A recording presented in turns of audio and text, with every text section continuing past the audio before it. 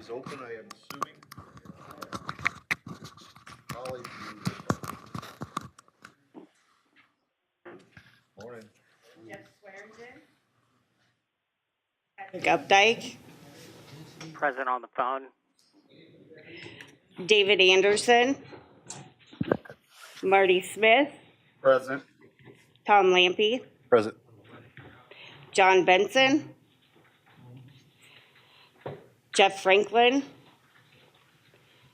Andy Buffington.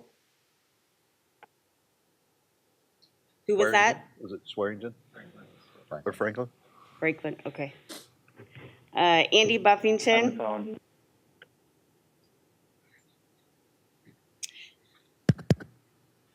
Ellen Hagan, Present.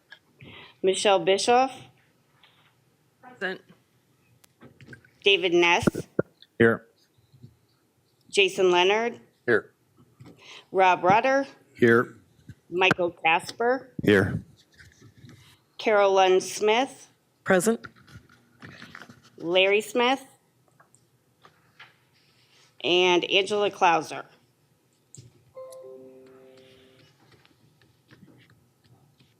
And we do have a quorum. Okay, thank you. Introduction of board members, starting with those on the phone, please. Patrick Updike, Iowa Department of Corrections. Jeff Franklin, Office of the CIO.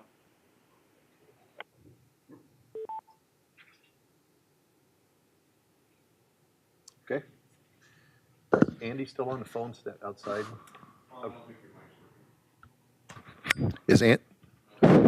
Is Andy still on the phone? Okay. We'll start down here then, Carol. Carol Lund Smith, Iowa Law Enforcement Academy. David Ness, Des Moines Police. Jason Leonard, Waverly Police Department. Tom Lampy, DPS. Chris Myers on the SWIC. Michelle Bischoff, Des Moines Fire. Ellen Hagan, Volunteer Fire Departments. Marty Smith, Iowa Department of Public Health. Rob Rotter, Iowa County Sheriff. Mike Casper, Lynn County Sheriff's Office.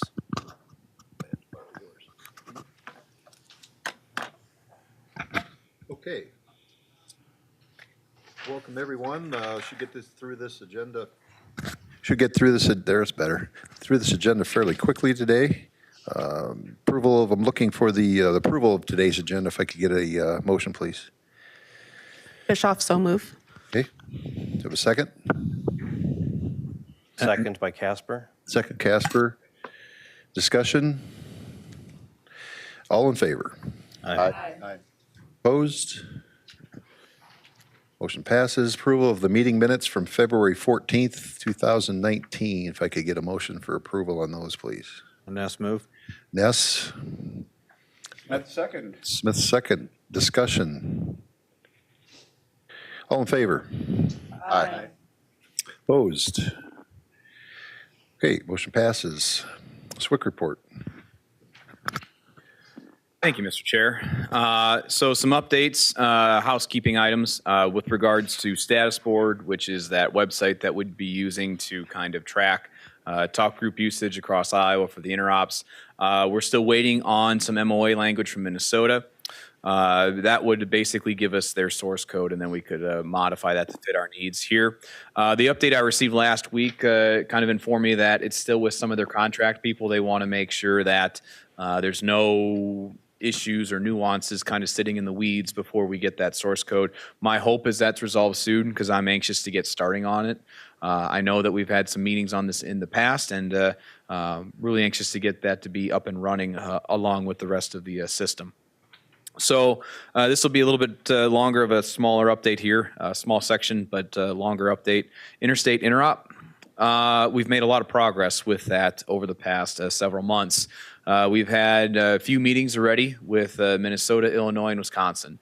And we had our first meeting with Nebraska last week. So far, everything is going really, really well overall. And as you'll see on the agenda later today, one county from Minnesota is actually applying for level 1 access to the system for interoperability.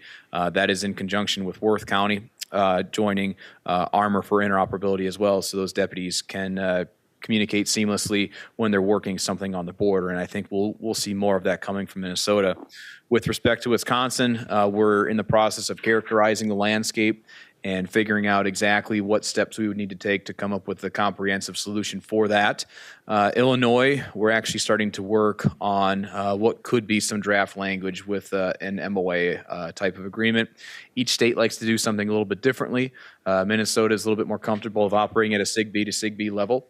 Illinois wants something in writing between the states, so we're working on that draft language. And some of that has gone out to some board and committee members for some early looks to make sure that everything looks agreeable. Our first meeting with Missouri will take place on Wednesday, March 27th. That'll be in Clarinda, if I remember right. And then South Dakota, we will be meeting on April 4th in Lamar's.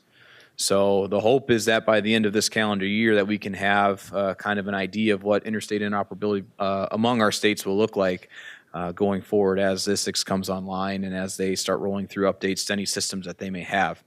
We've also put out several surveys to kind of work to quantify exactly what we're working with, dealing with radio programming, what's in radios, and that data is in the process of being tabulated. So overall, we're making very, very good progress, and this kind of springboards off of some of the work that our RICs had done in 2018 when we had some meetings early on to discuss interstate interoperability.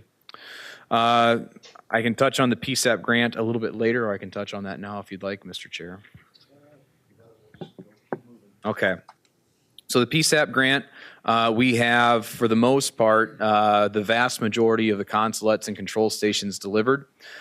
We are still awaiting some parts. We're still waiting on some power supplies to be delivered for one line. There's about 29 or 30 that we need power supplies for yet that have not yet been delivered. We have, once we get about 37 of these programmed, they will be ready to go.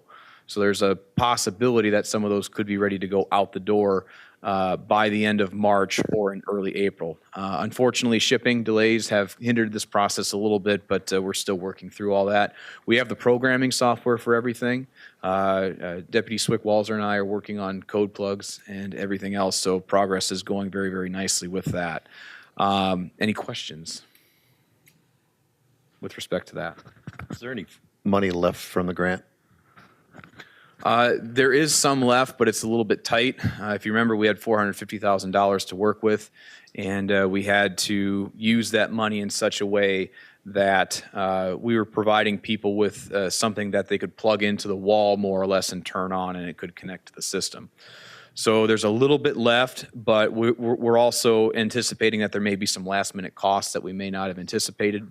So I think we have enough to cover those last-minute things that pop up, but it is a little bit a little bit tight. If you have some ideas, we could probably explore those a little bit later. But so how much should we talk? Left over in total, maybe $15K. So if we have to purchase something extra, you know, that could be wiped out relatively quickly. So, but with the scope of the project, the way it was kind of envisioned, that's about what we have left. We did have to make some adjustments for some PSAPs, and we've been able to accommodate those for the most part, which I think is good. We've also spent a lot of times on working through any potential compatibility concerns with the equipment. There were some concerns that, you know, brand A might not be compatible with brand B's console, but we've been able to step through the project managers and product managers and manuals and compatibility matrices and all the documentation we could find, demonstrated deployment cases, and it seems like basically almost everything we give is going to be incorporable into almost any dispatch console in some way, shape, or form as long as they have an open slot for it. So that's very, very, very encouraging. One last item. I am on the P25 steering committee. The steering committee met on Tuesday of this past week to discuss the standards that were approved at the last TIA and TR8 meetings. I briefed out the board on those as well. All of those TIA and TR8 standards were adopted for approval within the steering committee. There's also some work ongoing with some P25 white papers that'll hopefully be ready for distribution relatively soon. One final item, the board's work with some of the aspects of the National Emergency Communications Plan for 2019. That document is out for review now. Jim Lundstedt would probably be the best person to cover that, but just wanted to let you know that that project is wrapping up as well. So I'll take any further questions.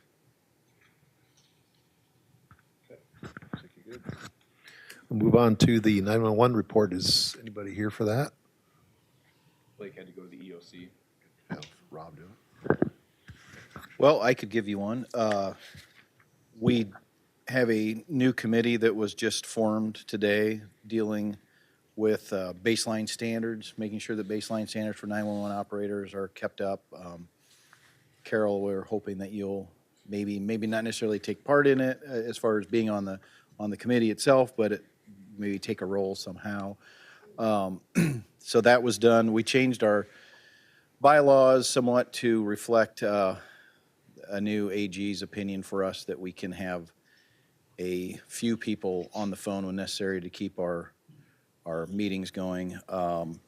We approved travel requests for NINA APCO conference, as well as some training funds to help pay for some of the training at that conference. I think that's basically the bulk of our meeting. Okay, the user group committee, is Chair Buffington available, or is there somebody in his spot? Are you on the phone, Andy? I think he stepped out too. Make a call to somebody else. Vice Chair is here, though, in the back. Well, yeah. We always have a backup. Are you able to give the update? This will be good.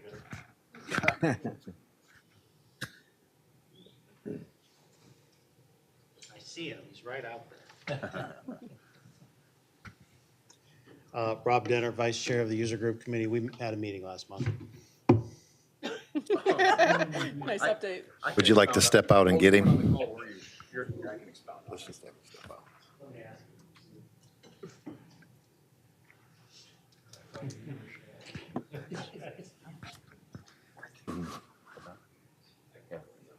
Okay. I apologize for that. I had thought Rob was on that call, but I guess my memory failed me on that one, so I apologize for that. At the last user group committee meeting, they did go through a few applications. They went through Freeborn County, Minnesota as level 1 access for interoperability, and then also Keokuk County Emergency Management level 2 access. Those will be under new business. And then there's also a lengthy discussion on neighboring state PSAP Isicsb access for interoperability as well. Chair Buffington will be able to brief everybody on any type of motion that may come from those items in new business. Thanks for that. Let's move on to finance. Chair Hagan?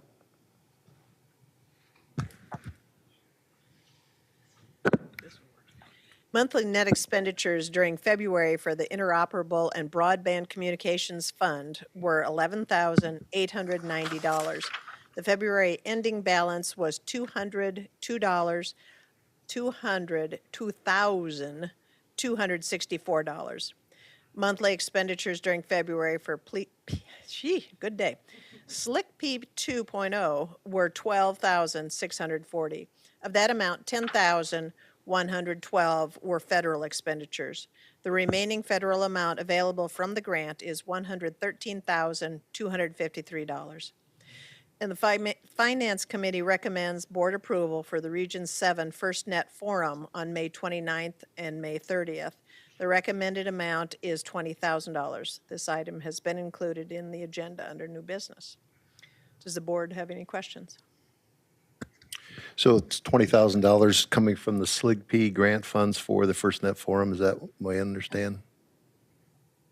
Yes. Okay. Are you, would you like to make a motion to that? I would like to make a motion to that, unless you want me to wait. Is it in here? Yeah, it's on there. We'll do that. Okay, thank you. Thank you. Chair Benson is not here. I believe, Dave, you're going to take that one. Yes, the Governance Committee met on Monday and reviewed 4 new standards, 2 of which advanced and are on the new business, one dealing with maintenance and one dealing with standards compliance. The other were referred back to where they came from for some tweaks. Completes my report. Okay, thanks. Operations. Yes, the Operations Committee met. We continue to give feedback on the air to ground to technology. We also looked at the last board meeting, it was talked about the FCC licensing and where that management should occur. We've requested some input from the Finance Committee about hiring a firm to manage the FCC license to see if it's financially feasible. That's our recommendation of the best course of action. But we did discuss some key aspects of that license management, that they be licensed to the board and not to any other state agency, but the board itself, and that the board maintain oversight of that, but that the actual functionality of maintaining those services or the licenses would be done through a firm. So there'd kind of be two roles there, oversight and then the expertise, hire the expertise. That's our recommendation. We're also drafting best practices to go along with the councillettes.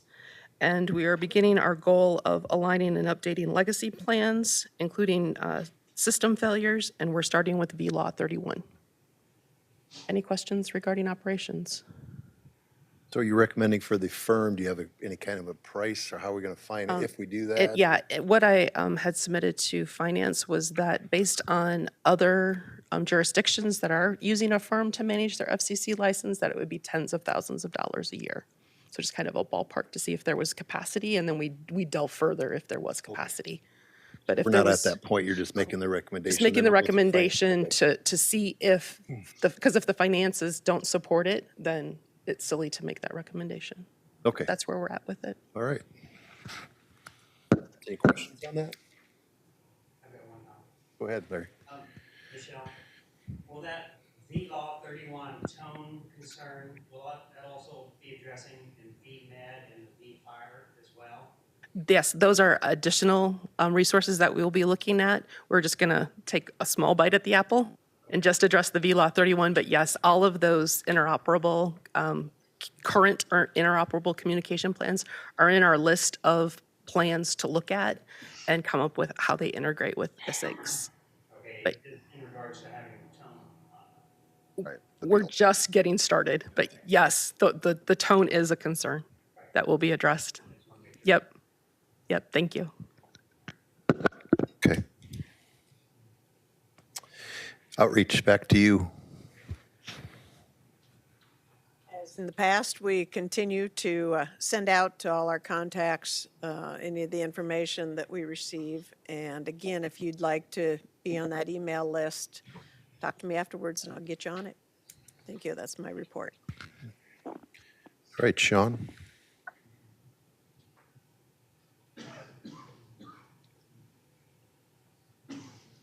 So my report today, I really just wanted to talk a little bit about making sure that everybody understands what outreach does, so you can come to us and ask for things. So Michelle kind of brought this up the other day when she asked for some surveys. Please reach out to us if you want surveys. That's something that we can most definitely do as part of the SLIG P2 grant.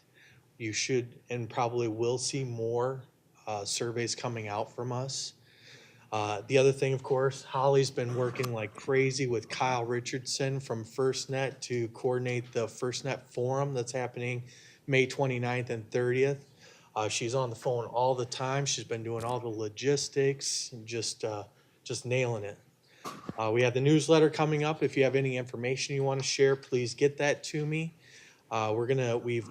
Holly just did an update on all the contacts, so we're gonna have the updated contact list again for PSAPs, emergency managers, police chiefs, fire chiefs, and sheriffs. So if you're not getting it, just so you know, we just did an update again from the DPS database to get all the new contacts if any of those people have changed for you in the last couple of years. The Isicsb website's going through an update. It's going to be continuing to go through an update. We had a security update, and then we are also upgrading to Drupal 8. That doesn't mean a lot to everybody. Just understand there's going to be a little bit of a time period where we're going to have to do some testing as we transition to Drupal 8. The Isicsb website, we're doing a change to update the MOA and the user agreement. That should happen in the next week or so. We just updated that with a new security update and a new version update as well. So those have been the big things that I've been working on. If anyone has any questions, I'll be happy to ask. We have just had a SLIG P2 grant meeting again. One of the things that they did say that they allowed is the testing of coverage in areas in which AT&T has said yes. So there's a potential ability, and I sent a message afterwards to see how much or what these black boxes are that were allowed so that we could potentially put some of those in vehicles and test for coverage. So I have not heard back on the black box model or whatever it is yet to see what it is so we can, Who are you waiting for? Carolyn.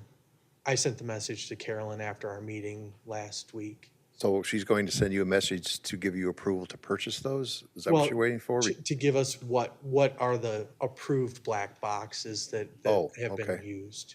Just so Okay. we have it. And then should we decide to use Sleepy 2 money for that, I believe that was kind of what the discussion was. And if that's determined to be the right path, then we'll at least know which are the correct black boxes. Michelle, is that running through your broadband committee, or have you approached it?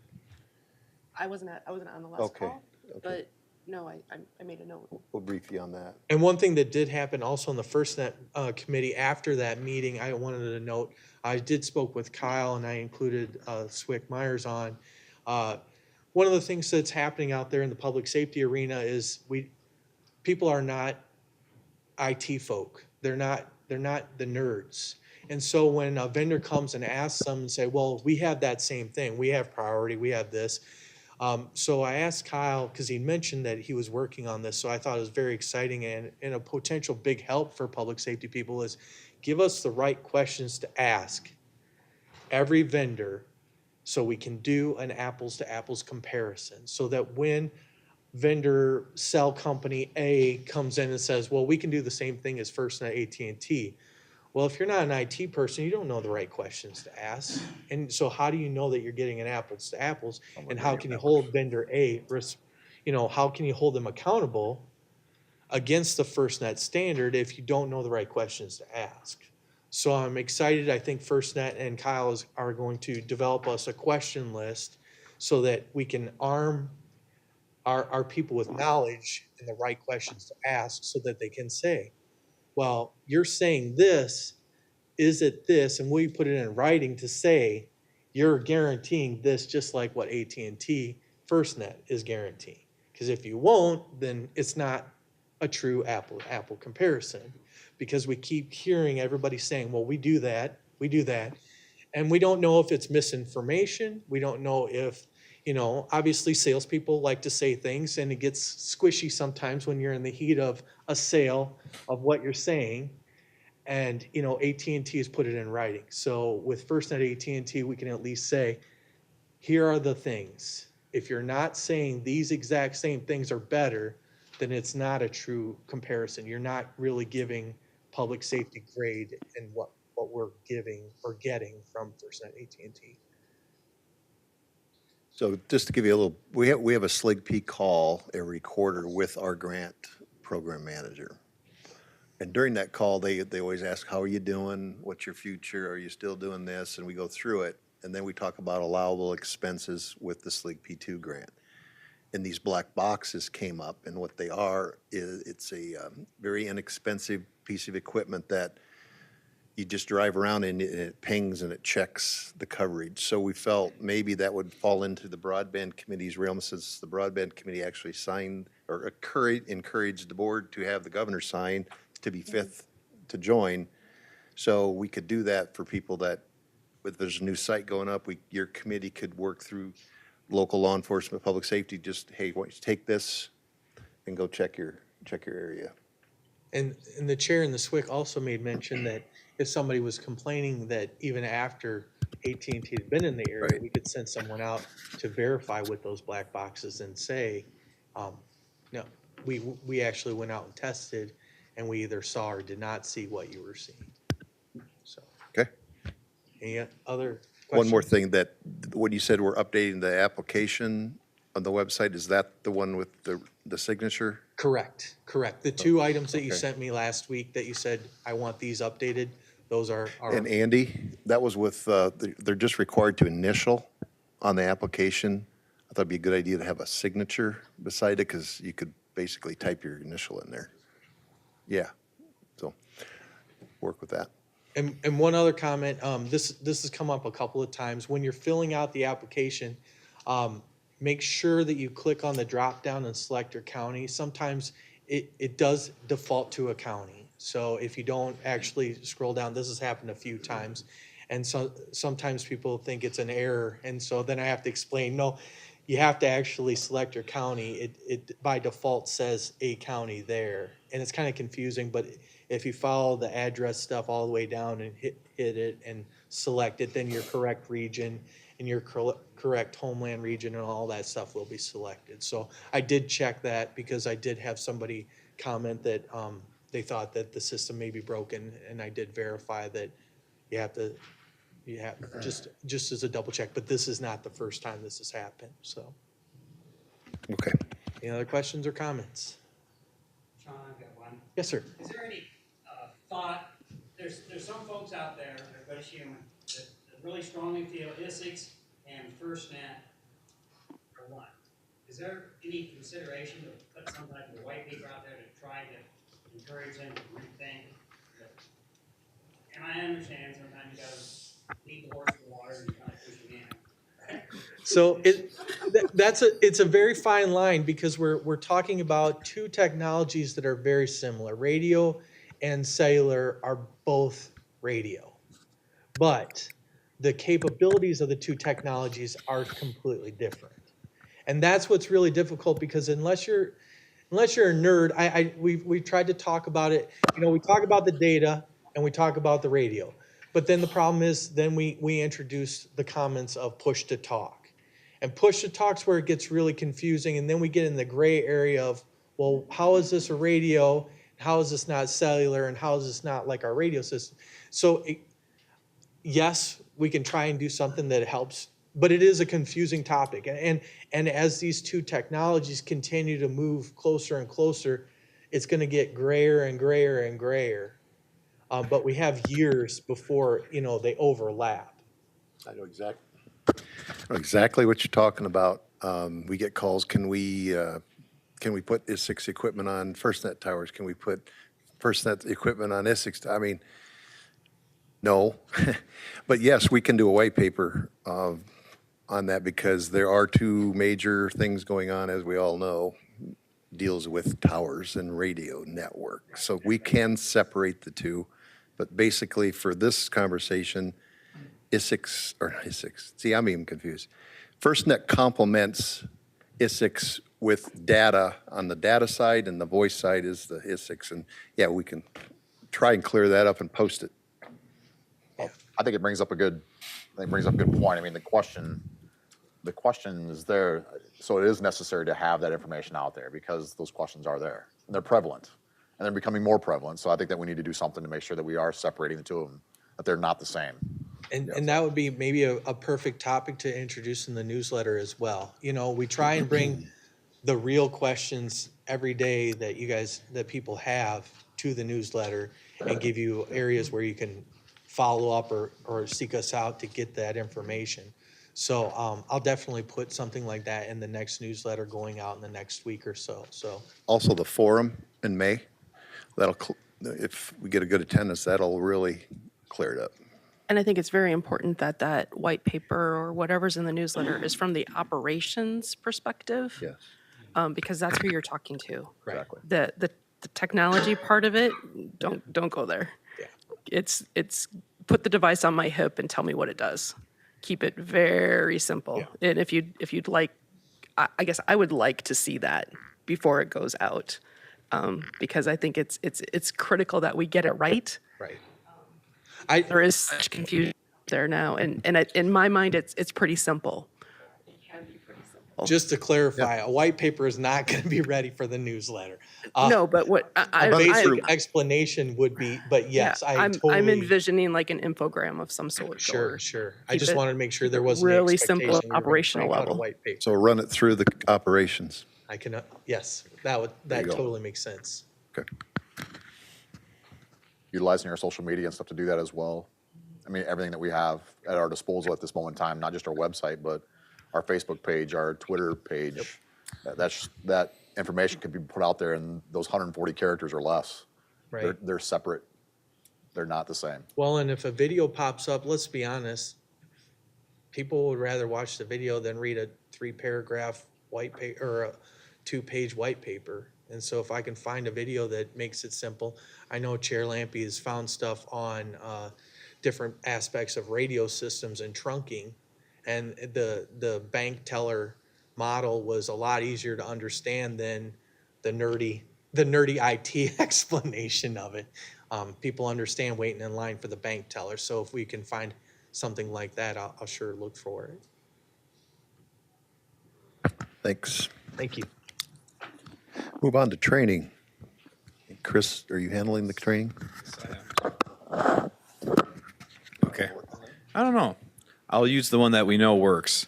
Training met this past month, and we had some discussions on what it would look like as we start rolling out the Isicsb network as a whole, and you compare the standards that have been adopted by the board, what type of training aspects would be needed for that. Some of these are probably just as simple as offering some written guidance, or if it's in the case of documentation, what a sample set of documents might look like. Some of these will be probably having to kind of orient around some sort of training module where it kind of outlines a process of doing something, let's say like a pursuit. How could that look on Isicsb with the new network? So the training committee discussed some of those things within those standards, and we'll be gradually working on that over the next several months and rolling that out. In addition, we also discussed our TA requests. We submitted those in December of 2018. We got our acceptance letter on March 12th, so Tuesday of this week. So of those, one of the bigger ones that we were hoping to get was the cybersecurity webinar for PSAPs. We did get approved for that. So that's beneficial for us because cybersecurity tends to be a moving target. It evolves rapidly, so we're going to try to work with the 911 Council very closely on that to make sure that all PSAPs are aware of that, so we can get as many people on that webinar as possible. We're also looking at just kind of a very small scale skip refresher. Our skip was adopted in 2017 and it's good through 2019, so there's no time, or 2020, so there's no time like starting that work the year before it's set to kind of expire, figuratively speaking, of course, to update it to reflect the new landscape that we'll be in as Isicsb and FirstNet both come live. Another one that got approved was a communications unit planning and policies TA. And then along with a COMT and INTD training as well. So over the next several months, we'll be looking at getting those rolled up. The thought process is that with the skip, we'll probably do that sometime this fall. And then the other ones, the cybersecurity webinar, we'll have to get some burn time into the planning stages so we can get everybody in on that webinar. But the other ones, we could kind of look at available dates and then start working towards those things. The only one that got deferred was a ComL course, but deferral doesn't necessarily mean no. This is something that Jim Lundstedt could probably talk about during his report as well. Otherwise, the training committee is looking for some leadership as well. So we're going to kind of look around and see who we could get for a chair or an interim chair and go forward from there. So that's the report, and I'll take any questions. Okay. Okay, we'll move on to technology chair update. Good morning. The technology group met on February 28th and March 5th. On the 28th call, we revisited the air-to-ground channels. And one of the things that we wanted to look into is potential adjacent channel noise or channel interference with the air-to-ground channels. The air-to-ground channels are within the layout. They're dropped right next to general use frequencies. So what we wanted to do was look at those frequencies from that list of 700 meg channels and position those for a potential regional plan across the state for the air-to-ground channel use so that we have the least amount of impact for potential interference. Clint Miller, one of our technology members, he took some of this, he took the information and he built a map, and we're refining it, so I haven't pushed that information out yet. Well, what the map looks like is you've got 99 counties across the state of Iowa, and he took the original regional plan and highlighted the counties within the state that would have a potential interference problem with air-to-ground channels. Not taking into consideration in any of this the landing zone frequencies. We kept going through this because we wanted to make sure that we had the least amount of impact as possible. And so right now we've refined it down to about 5 counties in the state of Iowa that could have a potential interference issue with the air-to-ground channels, but be reminded that this is just so that we can do planning and do our homework thoroughly. Once he gets that refined document pushed out to me, then I'll send it out to everybody. It has a matrix on it of the various options that exist with the layout. Once we get that done, I'll take it over to operations so that they can scrub it out, do what they're going to do with it, and then bring it back to the board again. So still working on that. March 5th, we did some had some discussions on cap testing. I was late for my own meeting, so I'm gonna push this over to Swick Myers and let him expand upon that. If you would do that, Chris. Yes, thank you, Chair Updike. At the Technology Committee with the assessment of subscriber radios, this gets back to a standard that was passed a while back with subscriber radio requirements and the functionality that would need to be on the radio for... Okay. At first, I thought I could hear it coming back from the speakers, but we'll try this one now. Okay. Thank you. So the Technology Committee is working on going through some of the compliance assessment program documentation that's available so we can compare it to whether or not a subscriber would be compatible with the system.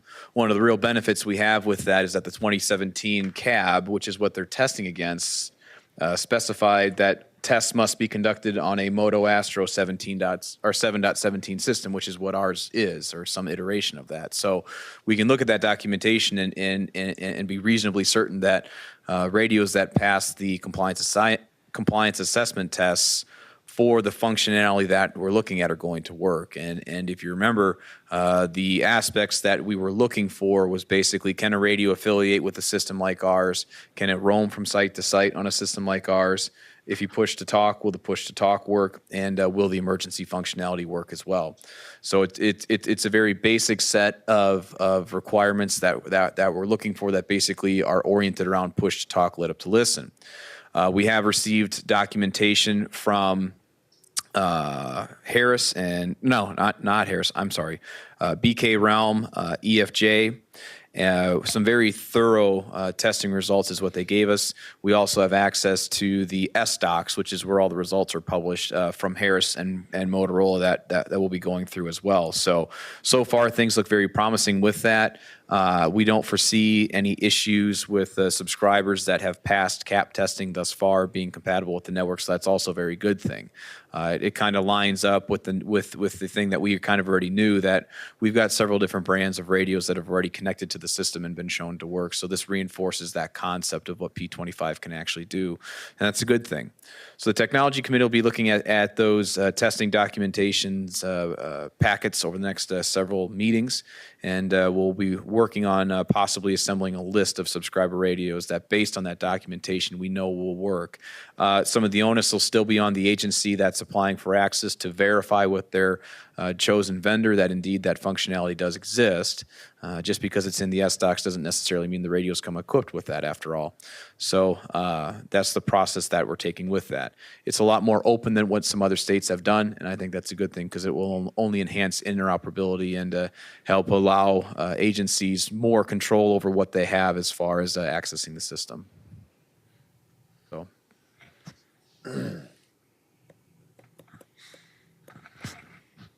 Patrick, I'll pass it back to you. Okay, that's all I have for today. Thank you. Okay, thanks. First Net Broadband Subcommittee. Yes, we met earlier this week. And the FirstNet Forum that's already been discussed was discussed further in greater detail. It is anticipated that invitations will be going out next week. The FirstNet Subcommittee, the .gov component, and the .gov component are definitely in a relationship building atmosphere through this subcommittee. With the .gov, we're looking at better understanding local control and the uplift process, how to join and how that process will roll out, as well as the future roadmap, looking at capacity, situational awareness, voice communications, secure information, and user experience. Then on the .com side, or the AT&T side, ensuring that they are making progress towards meeting the specifications as required in the RFP with 98% geographic and 99% outdoor coverage, or for population. At outdoor coverage, currently they're at in the high 80s. So progress is definitely being made. New towers are being added every month, as we've heard reported to the board. Any questions regarding that? Thanks. Leah Committee, Connie Stufflebeam, the chair of that committee, and Sheriff Rotter, I believe you're the co-chair or vice chair? I am. We had our organizational meeting. Come on up, Connie. There we go. We had our organizational meeting last month, and I think we had a very good conversation of possibilities that we could go to. Great turnout. We are going to have our follow-up meeting Tuesday at DPS, and I expect a pretty fruitful meeting there as well. And I think we're well on our way to handling this deal. Awesome. Good deal. You have anything to add? Okay. Thanks. You bet. Okay, we're on to other reports, information sharing. Any board members like to share some information amongst ourselves? We can do that. I have one to share. Go ahead. Quick update on some of our interstate interoperability items. I just got an email from Worth County that their application to Armor for interoperable access, they work all the time with Freeborn, Minnesota. They've made it past the second meeting where they debate the application, and now it's on to the final approval process with the state of Minnesota. So that's a good thing. That'll open up a lot of doors with interstate interoperability if we can start having users seamlessly go from state to state. So wanted to pass that information on to everybody. I just got word from Sheriff Fank that that is making good progress. Okay. I have a couple things in regards to DPS and State Patrol. March 20th, we are starting what we're calling dry runs, and the first comm center will be Storm Lake. The intent is when we use the system, how we use it for operations, how we use it for interoperations, and how we want the dispatchers to get a chance to feel how it works when you have 40 to 50 cars calling in going 1041 or going to Rex, where you're putting them at on the regionals, and you're staying on our laws and how it works. The intent is to give the dispatcher the experience of handling the traffic on the new system.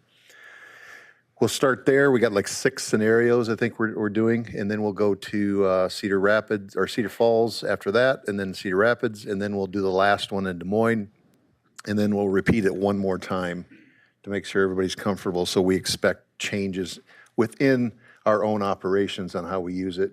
We just want to experience at the dispatcher level what it, because our methods of on our radio traffic are quite different on the new system. For an example, is when a trooper goes 1041, he uses a tower as his call sign or her call sign. So St. Mary's 208 1041. Somebody else will say 290, Des Moines 298 1041. So they're all based on your area and your towers. You're hitting that, you're calling that tower. So the future is you're calling the center now. So the centers are Des Moines, Cedar Rapids, Storm Lake, and Cedar Falls. So now you're going to have everybody going 1041 on Des Moines. So how's that going to work? So that's the purpose of it. And are we going to have everybody go on one channel or two channels, or is post 1 going to be on law 1? Is post 2 going to be on law 2? And so on and so forth. So that's what we're doing. And then we have some scenarios where it starts out as a simple trip to an accident, and the interoperability kicks in, where we have to expand and start using the regionals and the statewides, and with the helicopter, with DOT, with DNR, with the locals on mutual aid, patching aid into the regional, all that kind of thing is in our scenarios. So if you're in the area on March 20th, starting at 9, you can most certainly watch if you'd like, or any of the other ones for that matter. And I'll send out a date on the other ones, so if it's in your area, show up and watch. So you can flood them with radio traffic if you want. The other thing is, I reminded everyone last month that we are not using it as an operational standpoint. There are some cars that are using it for testing right now. Like Cedar Rapids, there's a bunch of troopers using it over there for testing. We're not fully operational on it. We will not do that until it's ready, but we are going to be using it for testing, as I just described earlier. So I think I caught a tweet about DPS welcome to the trunked world, so somebody must have overheard something, but we're not on the trunked world yet officially. We're just playing with it. So anything else? I guess I'd like to bring up something that mine works. I think it works. Pretty sure it works. I'd like to bring up something that 6 days ago was brought to my attention about the Isicsb platform, as well as local control. And so many systems that are out there that whatever vendor that people want to choose to go with, that is obviously your own choice. However, some of the things that we've been hearing that I've heard come back to me was some of the selling points of other systems besides the Isicsb is that you'll maintain all your control. And it caused enough concern for me that I actually talked with Chair Lampe about it, and he put something out at my behest, at my request, on a social media platform about maintaining local control of your local operations. Our charge here, our realm here is interoperability. We don't get involved in your operations of your daily stuff. But I also want to make sure that we're putting out that fire, so to speak, that might be out there of vendors that are trying to sell systems based upon control. You maintain total control. If you chose to join Isicsb systems for the interoperability piece and used it for your operations, that's still maintained. You still maintain control. Your local operations are your control. I want to make sure I clarify that, just in case anybody had any questions about that. It's too bad that we have to put out those fires like that, but we do. And I think that that's it's wrong. It's wrong that we have to put out those fires, but it's actually necessary. Whether you choose to go on a different system or not is your own choice, whether by cost or what they're going to give you and coverage, but it's not about control. It should never be about that. What we're here to do is interoperability and interoperability only. What the system can do for your local operations is up to you. But I'm also, what part of that social media posting had on there was, contact your representative on this board.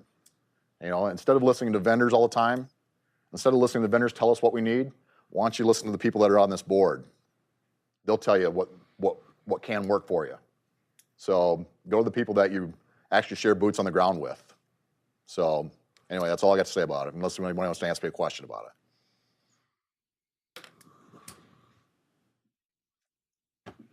it. Well, my 2 cents is someone has to control something. If you, it's all the way it's in the way you use the word, I guess. You have to protect whatever system you're using. You have to protect it. And 19 of us work with that to protect it. It's your system. We protect it. Do we control it? I wouldn't use it in that word. I think we protect it and make it available for your use and give you the expertise you need if you're going to use it. I think the better word that we need to be talking about is how we're responsible for this. We are responsible for the interoperability piece of it. Control is a different thing.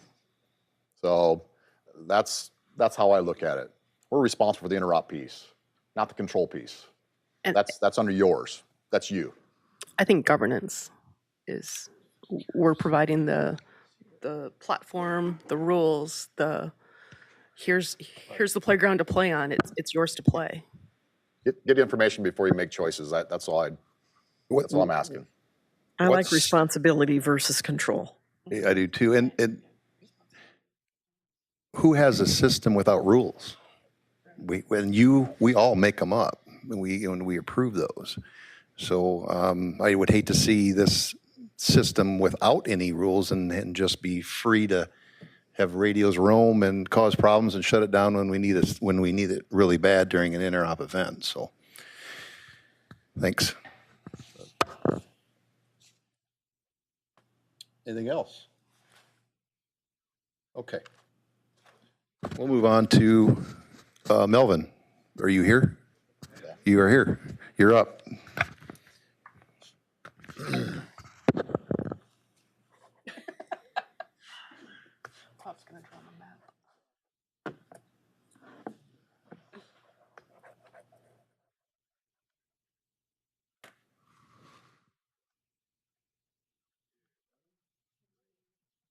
Welcome back.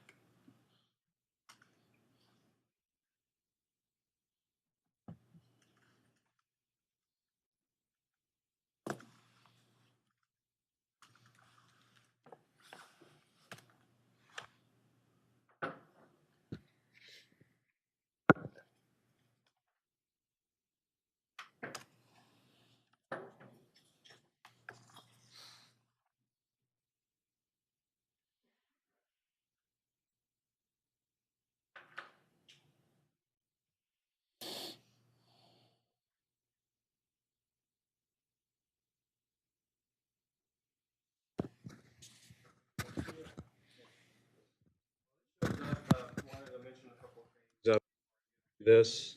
I know that there was a question about FirstNet versus Isicsb, and Sean mentioned about if you're into the technology and nerds, and I'll speak as on behalf of all nerds out there, that yes, the platforms are two different things, but one of the I guess one of the points that's worth mentioning is that the Isicsb platform has a lot of hooks built into the software that allows for integration between the two different technologies. And that's sort of a big deal. We have people that dream up all these different ideas and they put a roadmap that describes the technology, where we're headed, what's here today, where we're going tomorrow, and the emerging technologies. So once in a while, we have internal meetings where they describe to us. Once in a while, I get to go, but for the most part, us as project managers, we're focused on the here and now. Let's go, go, go, build, build, build. So we're not really equipped to talk about that, but perhaps it might be a good idea to see if we can get somebody in here to talk about the platform that you have in Isicsb that can describe the level of integration that can be achieved, even though they're two different platforms, how you can roam from one platform to the other in terms of voice communications and the integration of the data that's available. So I'll make the offer if you guys want to think about it. I can reach out to some folks and see who we can bring in to address the board, and because at least it will be in the context of what you actually have now, what the overall view and vision for the platform is in terms of the P25 platform. Will give you a better idea. So. That would fall under your Michelle in operations, you bet. Okay. Let you work with her. Okay. Will do. All right. Let's see.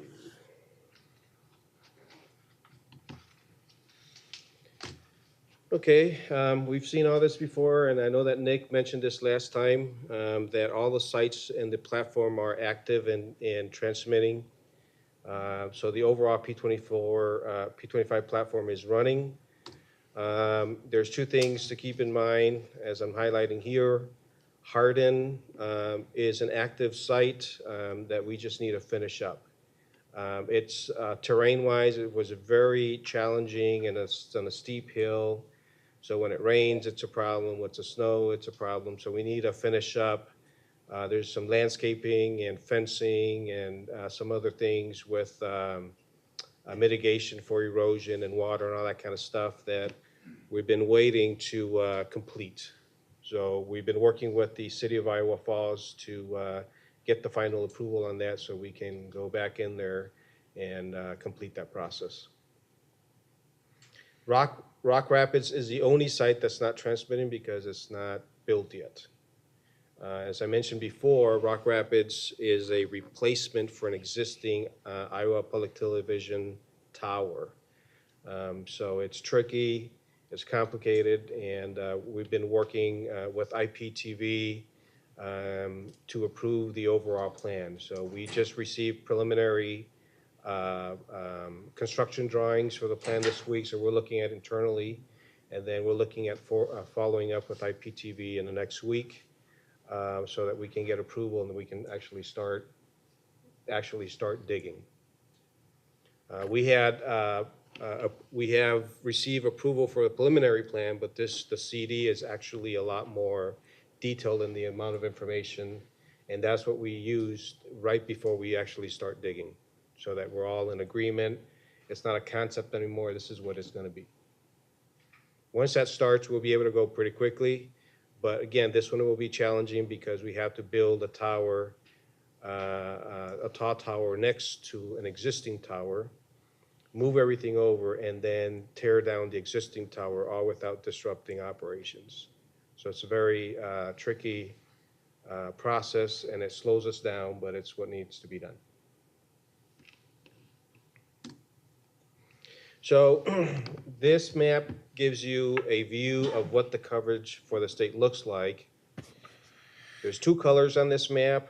The green color represents mobile coverage, which covers pretty much over 95% of the state. And then there's like a olive color that are smaller circles. That's what represents what the portable on-street coverage looks like throughout the state. So underneath the olive is green, right? Because mobile coverage is always better than portable coverage. What I want you to note is that up there at Rock Rapids, you see a hole in coverage. That's because the site isn't there. So this represents today. We're transmitting, all of the sites are transmitting with the exception of Rock Rapids.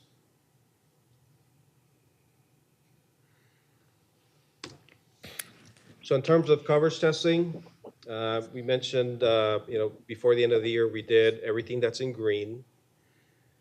And everything that's in blue wasn't quite available back then. So we basically caught up to the sites that were available. Then we stopped. And everything that's blue is ready to start immediately. The only thing that's not available yet is up here again, and that's because the Rock Rapids site isn't built.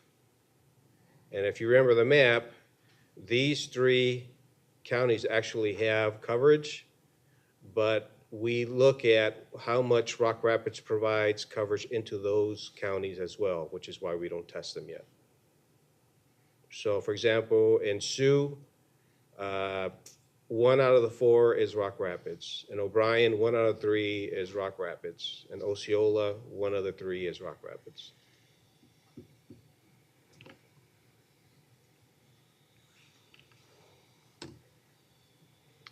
I think you guys have seen this map, but I do remember having a conversation with Nick about the availability of this information, which we said it would be available. In particular, I believe it was Hancock County. So if you were curious about what Hancock County looked like, these are all the test points within that county. We planned for 1,024 tiles. So we mapped 1,024 tiles.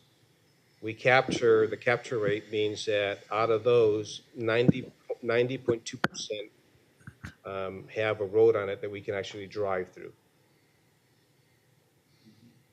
So 924 tiles were the tiles that we were actually able to drive through, and all of them passed. So when we're all done, we'll be able to provide these, but I know there was a question last time, so I just wanted for you to actually be able to see it a little bit more up close. Yes? Just to clarify something, Melvin, on this map that you see of Hancock County, there's not a tower in Hancock County, though, is there? No, there's not. Is there? No. So without a tower in the county, you Correct. have that kind of mobile coverage there. Correct. Okay. Because, there's 99 counties, not every county Right. has a tower. Right.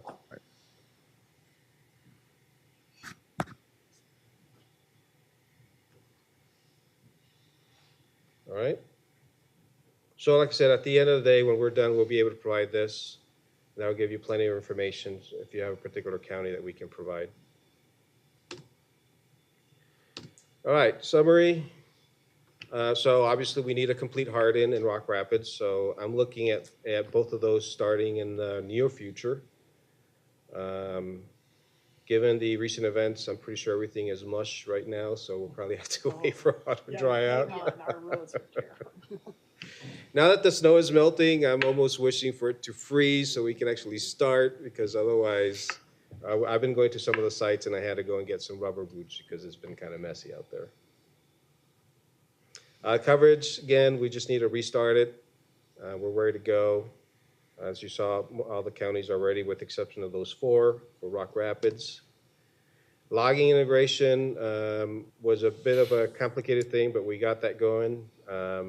So all the loggers for DPS are integrated together via DPS network, but also via our network as well. And the reason that's complicated is because there's a lot of cross-archiving that takes place throughout the network, and there was a lot of configuration that needed to take place. The other piece is, Nick had mentioned before we were starting that process of integrating the dispatch centers. Well, we've completed that process for all the DPS dispatch centers.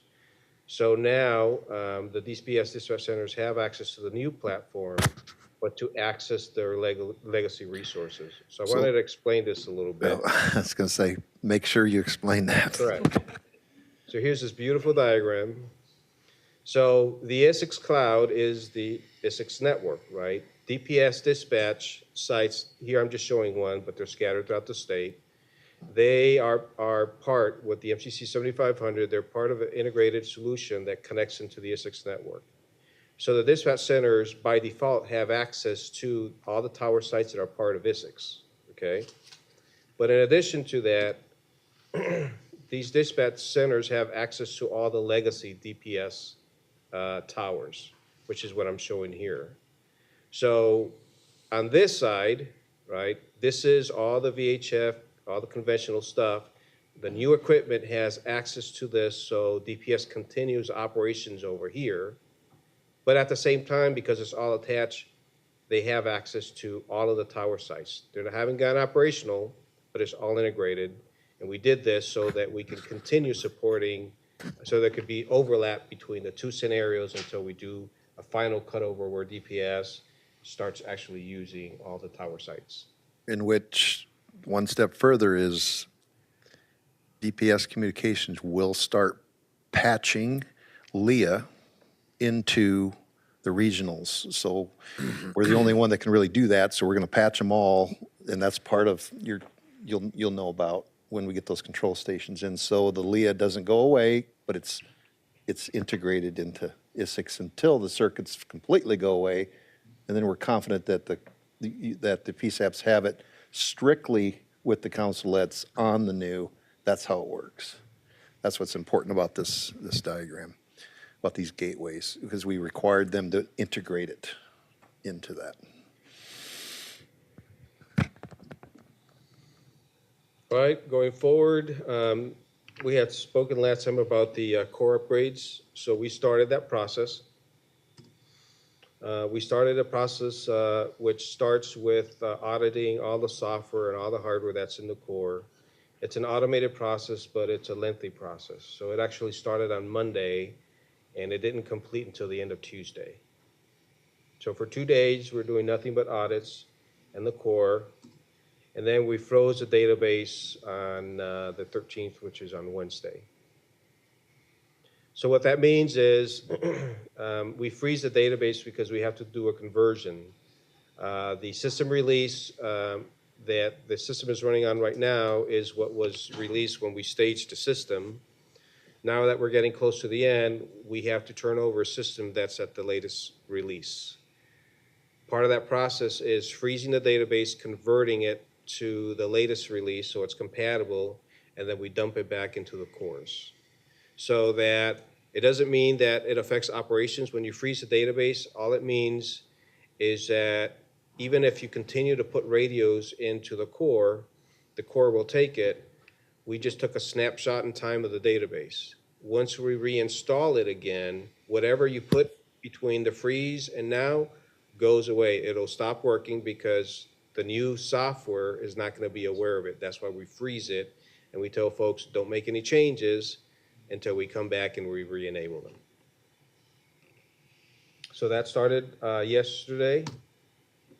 And then the database conversion process, the team came in and they take all that stuff back to Schaumburg, and they start that on Monday. So for a week, they're going to be doing all of the conversion process, prepping all the software and whatnot. The week of the 25th is when the software gets installed, and then the database gets restored into the cores, and we do some testing before we cut over to the new system release. So the plan is we do the cutover on the week of 4/1, April 1st.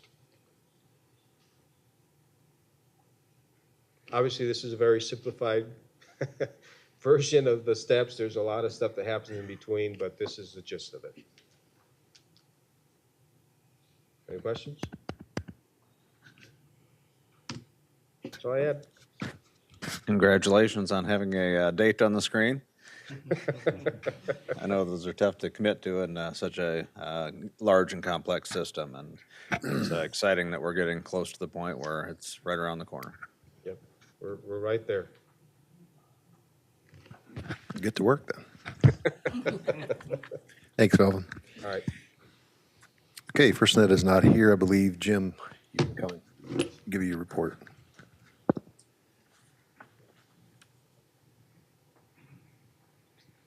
Good morning. It was my intent today to introduce the new Protective Security Advisor for Iowa. He is over at the state EOC, so won't have the opportunity to do that. The gentleman's name is Christopher Judge. He replaced Phil Pitskin, who retired at the end of 2018. He is a veteran Protective Security Advisor, and I'll have his contact info in this. Just a very quick update for you on a couple of things that you may or may not know. The Congress passed a bill in November, which the president signed, realigning the Department of Homeland Security's cybersecurity, infrastructure protection, and Office of Emergency Communications under a new DHS operational component called Cybersecurity and Infrastructure Security Agency. Basically, we are the department's risk managers and informers for what is a risk in national priorities in terms of critical infrastructure. We work with federal network protection, again, IT, cyber protection, which is outreach, as well as diagnostics and monitoring and assessments, the infrastructure resilience and field operations. Those are the people worried about the majority of the critical infrastructure in the U.S., which is in private hands, as well as government assets, and the Emergency Communications Division, which is what OEC morphed into. Specifically, our focus is on the 16 critical infrastructure sectors which are identified in the National Infrastructure Protection Plan, the NIPP. As you can see, CISA has a lot of equities in all of these 16 areas. When you see communications, we're actually looking at the private sector, the telecommunications sector, wireless, long-distance transport, internet, satellite, you name it. These are the focus areas for the infrastructure security team, as well as, on a lesser basis, the Emergency Communications Division. My focus remains on the government sector, not the private sector. This is where I was going to introduce Chris Judge, so we won't spend a lot of time on that. ECD's mission really didn't change with the change from OEC to ECD. More to come on that, but our program areas remain priority telecommunication services, national security and emergency preparedness, integration and coordination of federal communications capabilities and our technical assistance program. Last year, I threw this together. There's probably not a lot there that you don't already know. We support delivery of technical assistance. Last year, we completed 182 of those. Those are things from as simple as a request to review an exercise plan to conducting a full-blown functional exercise with OEC, now ECD, subject matter experts. We also publish the annual SAFECOM grant guidance. That actually drives federal grant compliance and eligibility in 18 of the 22 departments that have grants dealing with emergency communications, and the last two are statistics. Don't want to read that to you. Here's something you may find of interest. Every 5 years, the Congress mandates that ECD inform a National Emergency Communications Plan, the NECP. The last one was published in 2014. And at that time, we evolved from basically thinking about telecommunications in terms of land mobile radio and dispatch to a more comprehensive plan which addresses 911, social media, alerts, and warnings. The 2019 draft has been completed with the input from SAFECOM, which is 58 organizations and entities who are your peers at the national level, with input from the SAFECOM nationwide survey that we conducted last year. I'll send the slides. If you're interested in reading the draft, there's the link to it. That link will resolve to the plan. And the information in there informs this cool graphic we call the ecosystem. This is tuned just a little bit in the latest plan, but we still focus on the key lanes of the SAFECOM interoperability continuum, the highest level of which is governance. How do we manage the assets that we have to communicate? You didn't hear me use the word control. You didn't hear me use the word dictate. How do we manage? How do we work together to ensure seamless emergency communications? Primary changes: increased focus on cybersecurity. Duh, what have I talked about every month when I come to Iowa? There's also a little bit of tuning in some goals related to technology. Specifically, how do we integrate public safety broadband, whether it's FirstNet or another asset, to make emergency communications a little more resilient and capable. And finally, some language, changing things like recommendations to success indicators. As we self-assess what we're doing, what is the current language that Congress responds to? Chris alluded to the technical assistance. That little abbreviation at the top is the old ICTAP, Interoperable Communications Technical Assistance Program. These are the assets, the actual requests that were fulfilled, will be fulfilled by ECD this year. Nothing there I need to read to you. The one that is marked deferred is only that we did not accept any single state's full list at the outset. There are 56 states and territories in the District of Columbia, and we have to manage the money over the entire fiscal year. So we took the ones that we think we can do, less one in each state to give us a little bit of gap coverage to try to address it. I'm very confident we'll get to the COML if there is an interest in it by the time we go through that. I won't bore you with reading you that. Last thing, I always talk about apps. Why apps? Well, apps are the way we get information refreshed in the hands of the communications unit personnel and in the hands of emergency responders. We have a cool little GETS and WPS app dialer. Neat statistic from that, we measure missed dial attempts. 40% reduction in failed calls on GETS and WPS once people start using the app. Why? It's muscle memory. I'm used to dialing, and suddenly you tell me, oh, I need to dial this 10-digit number and a 12-digit code and wait for a bong tone. It doesn't happen in real time. That's a great thing to practice when you have insomnia, but the app will do that for you, and it's free. If you notice, it's not in the Android store. That's because it was built before we had the standards for Android. You can get it, but I wouldn't waste a lot of time on it. 2 other apps that you might find of interest. We built a second regional app for the greater Kansas City region that went into production last month. And we have the first approved FirstNet App Store app, which is our auxiliary communications field operations guide, which is the first accepted U.S. government app that was accepted into the App Store. Last one, I always harp on this. People hear a lot of things, a lot of which is misinformation about GETS and WPS. GETS is still a no-cost asset that your agency can use. I just was talking with a member of one of the USAR teams that was deployed to Texas last year during the hurricane response, and he said, it's amazing. The people who had no GETS capability could not call. And he said, I just kept handing them my card. Calls would go through the first time. The key is you have to plan for it. It's not something you can think of after you're at the incident and go, wow, I wish I'd done that. The other asset is wireless priority. There is the latest pricing scheme. You'll see that wireless priority is not particularly expensive.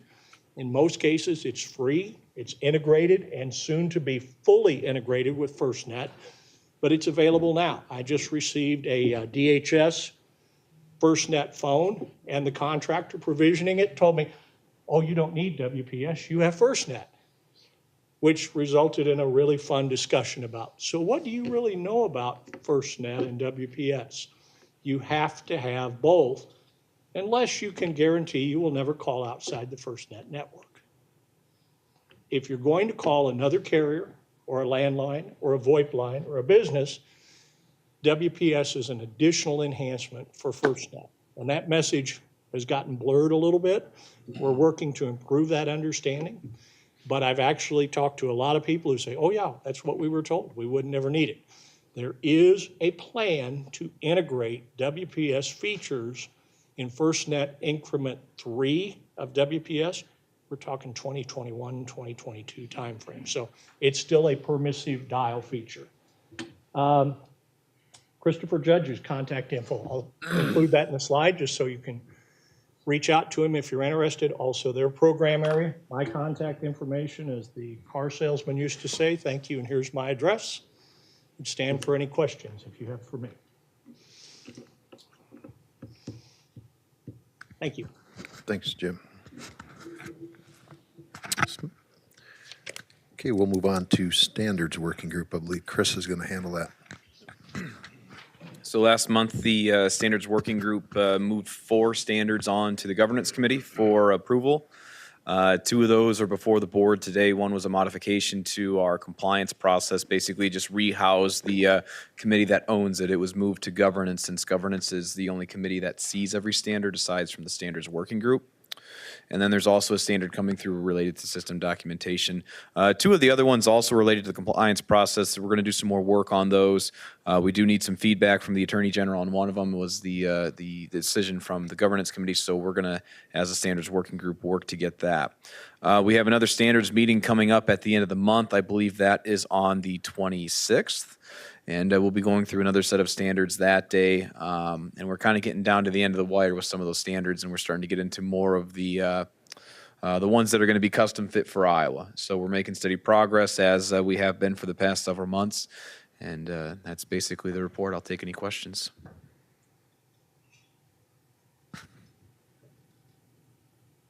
You might as well keep it. Oh. Wind farm. Yes. So the wind farm stuff.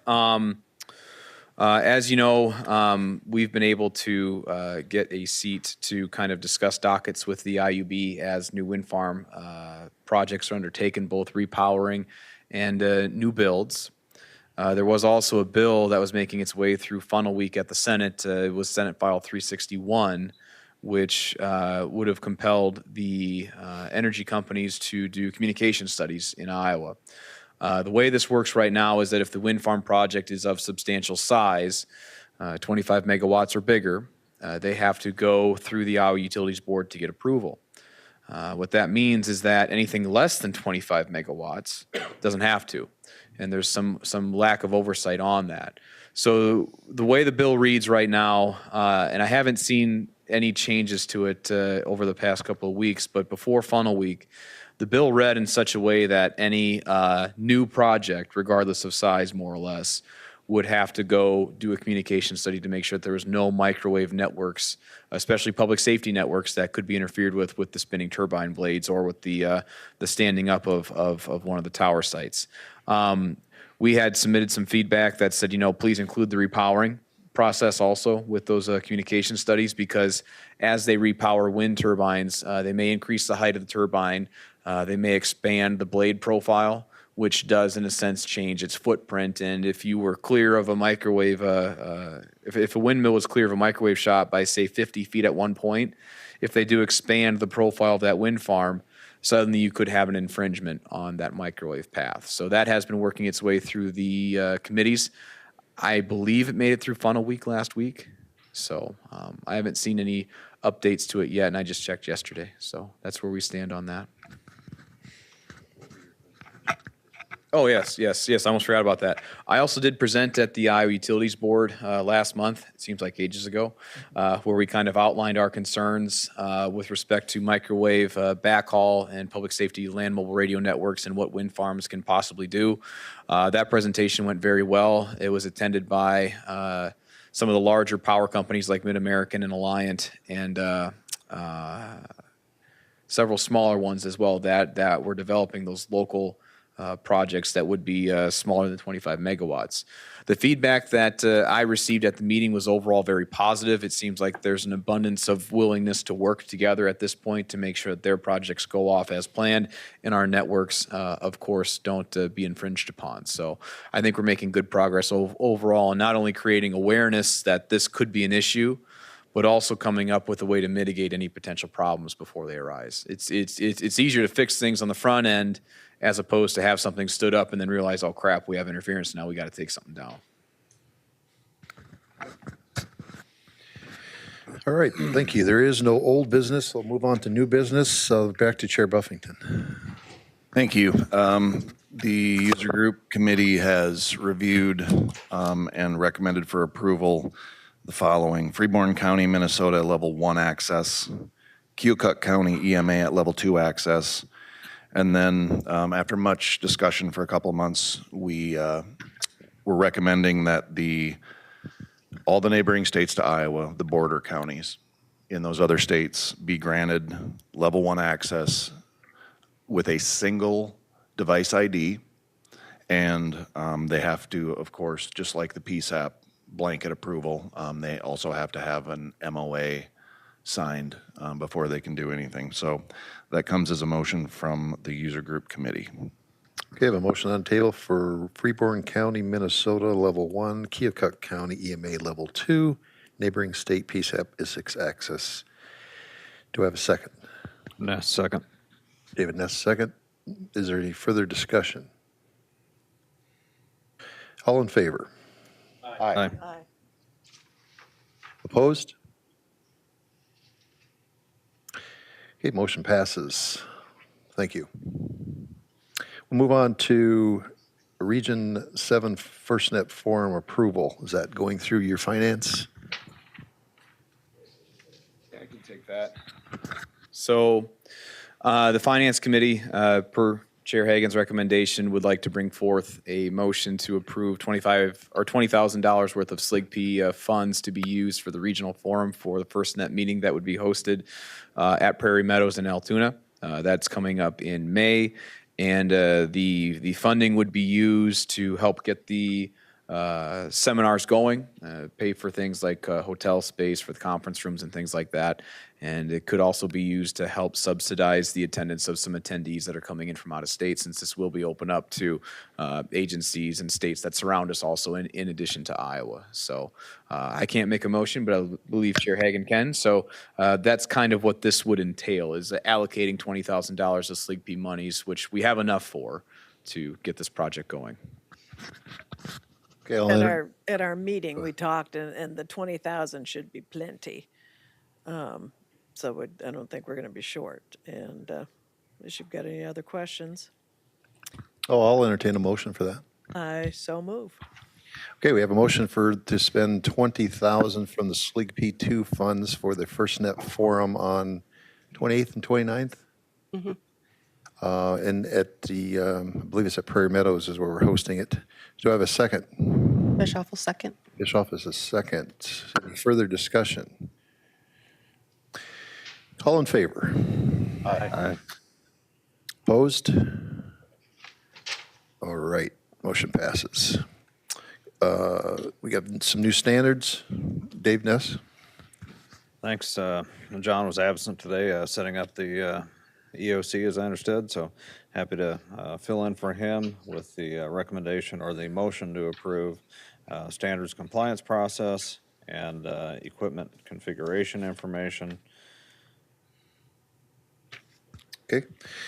So take a motion for the standards compliance process, equipment configuration information policies, number 1 and 2 listed under the standards approval. Do I have a second? Sheriff, we'll do second, Sheriff. Any further discussion? All in favor? Aye. Opposed? Okay, motion passes. We're up to the public comment section. If anybody would like to approach the podium, you can address the board at this time. Okay. Motion for adjournment, please. Second? Okay, we're adjourned. Thank you.